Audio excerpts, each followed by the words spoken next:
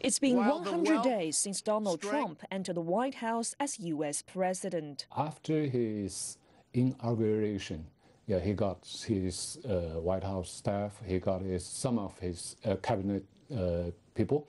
So he got on a learning curve about how important the U.S.-China relation is and what is the best way to deal with China.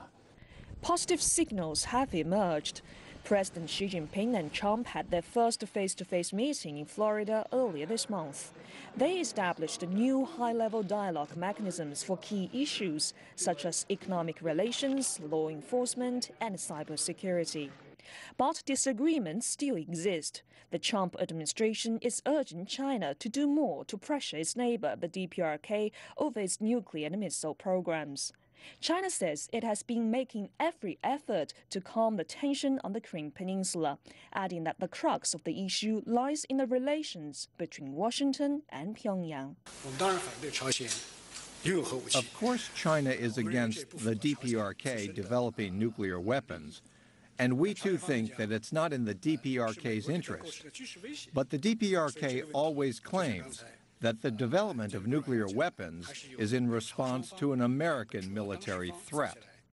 Trade is another major issue, with plenty of global concern over potential trade war between the pair.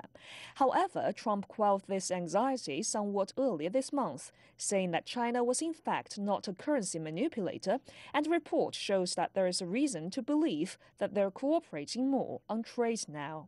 The report says that China has become one of the major sources of foreign direct investment in the U.S. In 2016, China's FDI in the U.S. hit $46 billion.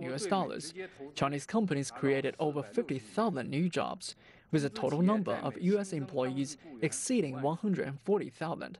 That is 9 times higher than in 2009. The report proves again that economic and trade cooperation between China and the U.S. is mutually beneficial. China-U.S. relationship was established 38 years ago. It has benefited people from both countries despite many ups and downs. Experts said when it comes to China policy, the Trump administration should avoid confrontation and conflict, as the relationship between the world's largest developed country and the largest developing country will deeply affect the global political and economic landscape. Su Yuting, CGTN, Beijing.